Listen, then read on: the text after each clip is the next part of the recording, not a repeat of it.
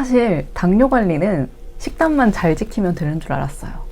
근데요, 막상 제가 제일 먼저 무너졌던 게 바로 식단 그 자체더라고요. 저 진짜 열심히 해보려고 했거든요.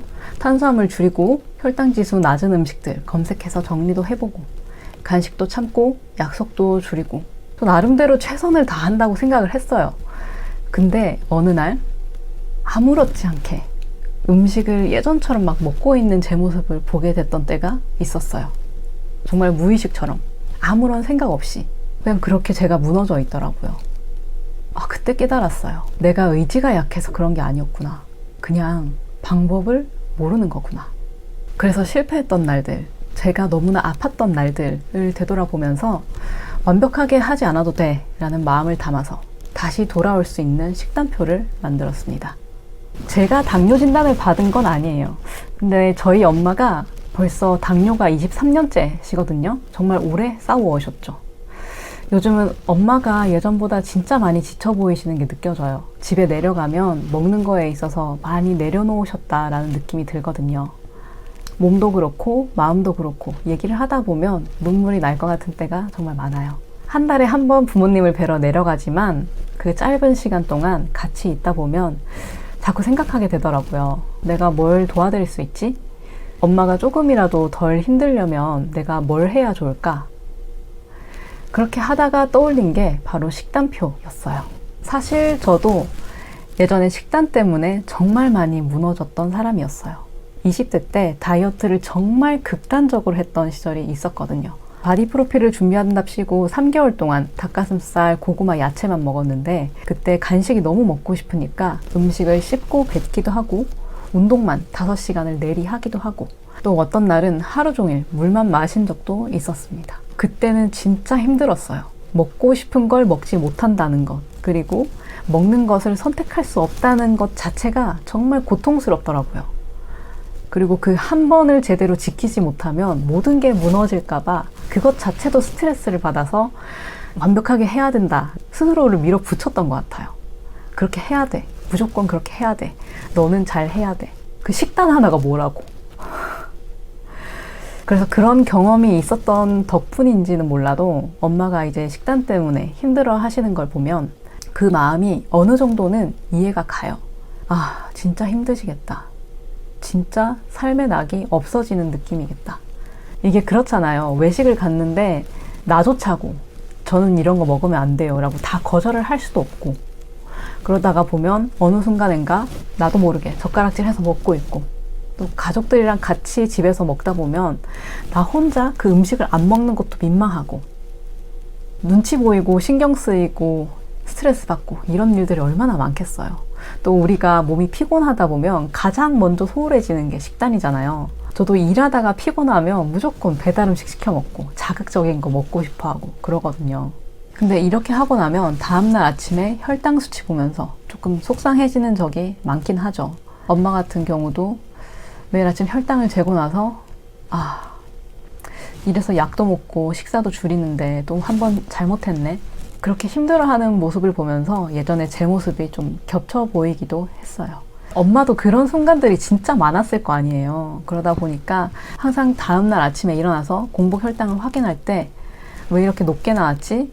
약간은 좌절하거나 신경써 하는 모습들이 자꾸만 눈에 아른거리더라고요. 그때 진짜 진지하게 생각을 했던 것 같아요.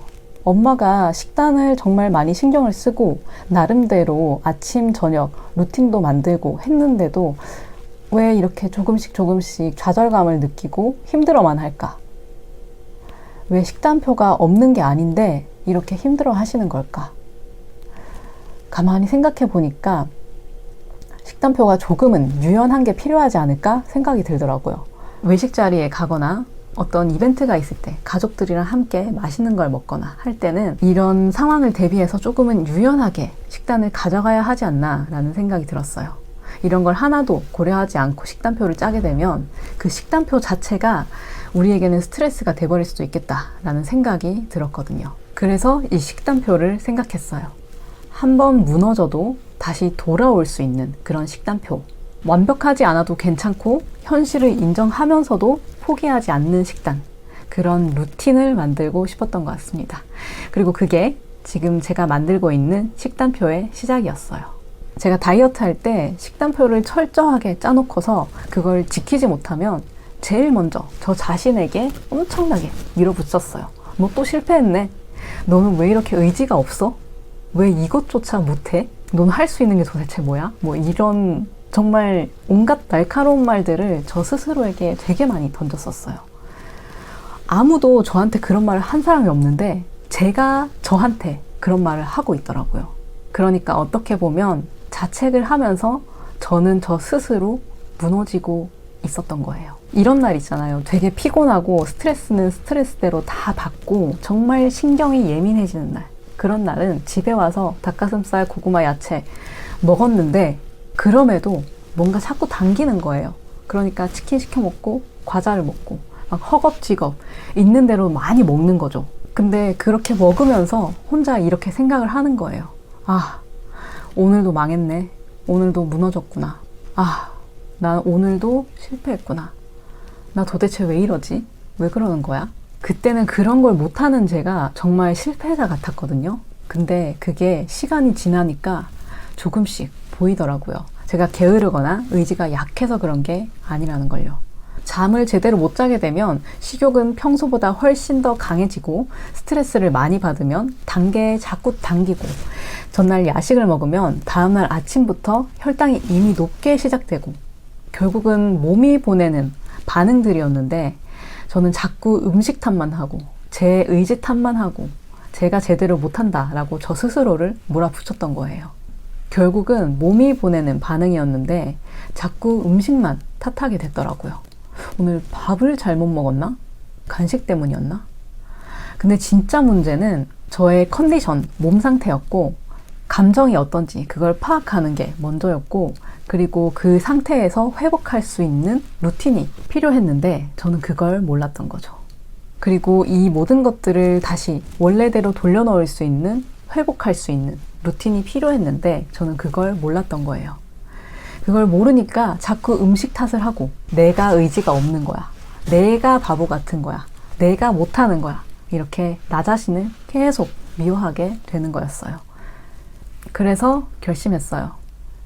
완벽하게 지켜야만 하는 그런 식단표 말고 흔들려도 무너져도 언제든 다시 돌아올 수 있는 그런 식단표를 만들자.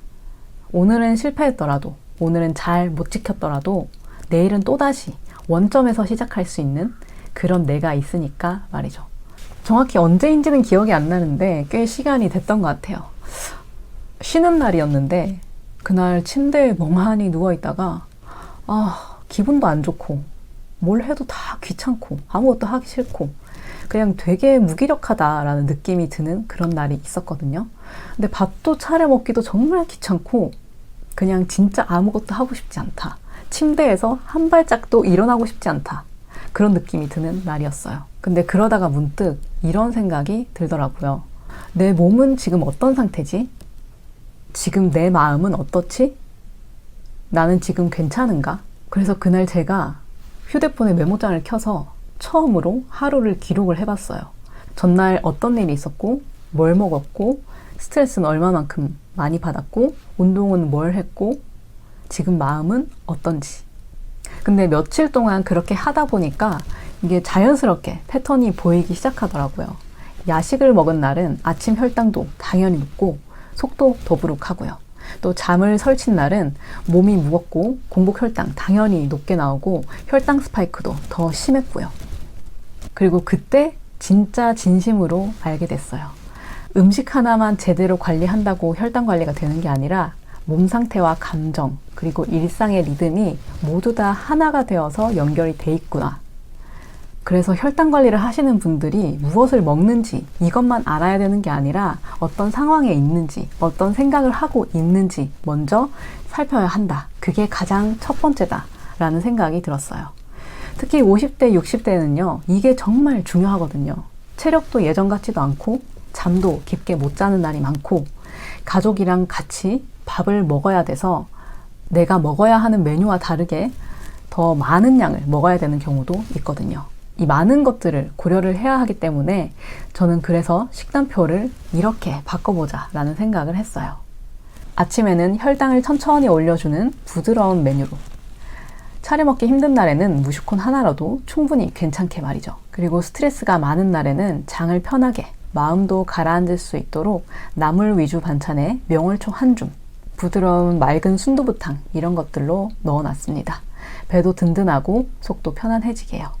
저녁에는 소화는 가볍게 잠이 편안히 잘 오도록 현미밥을 반 공기만 넣은 메뉴도 있고, 나물무침 중심으로 속 더부룩함을 덜 하도록 메뉴를 구성했습니다. 이렇게 몸 상태, 생활 리듬, 그리고 나이대의 특성까지 담아서 저는 상황별 회복 식단표를 만들기 시작했어요. 그때부터 식단은 더 이상 해야만 하는 의무가 아니라 나를 살피는 방법이 되기 시작했죠.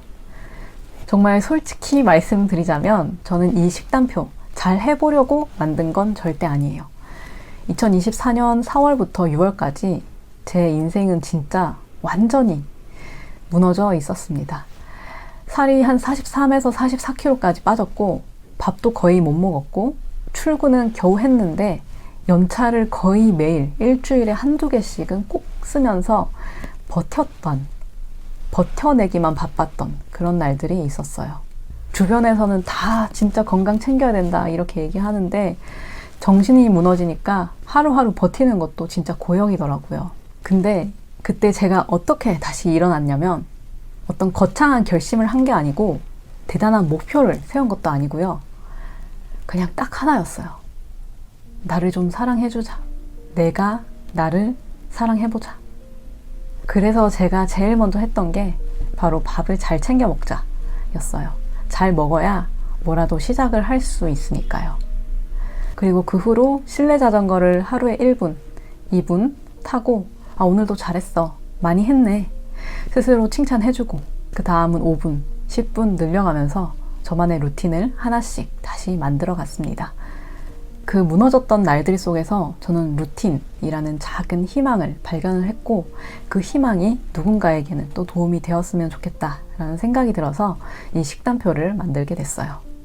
그래서 혹시라도 이 영상을 보고 계시는 분 중에 요즘 자꾸 지치고 힘들고 다 포기하고 싶은 그런 생각이 드는 분 있으시다면, 이 식단표가 여러분에게 다시 시작해 볼 수 있는 작은 용기가 되어 주었으면 좋겠다라는 생각이 듭니다. 뭔가 거창하게 시작하려고 하지 마시고 무슈콘으로 간편하게 아침을 챙겨 먹는다거나, 밥 먹고 나서 딱 3분만 몸을 움직여 본다거나, 밥을 먹을 때 명월초에 쌈을 싸서 하나 먹어보기, 이런 식으로 아주 작고 사소하게 시작을 해보시면 어떨까요? 제가 하루에 1분 실내 자전거를 타면서 다시 희망을 꿈꾸기 시작한 것처럼 여러분 역시 이 작고 사소한 행동 하나가 여러분을 나답게 만들어주는 그 시작이 될 수도 있으니까요. 혹시나 필요하신 분들을 위해서 식단표는 고정 댓글에 링크로 남겨뒀으니까 참고해 주시고요. 이 한 장이 여러분의 하루를 다시 즐겁게 시작할 수 있게 해주는 아주 작은 희망이 될 수 있었으면 좋겠습니다. 건강한 하루를 위해서 오늘 하나만 같이 해보면 어떨까요? 영상 시청해주셔서 감사합니다. 당뇨딸이었습니다.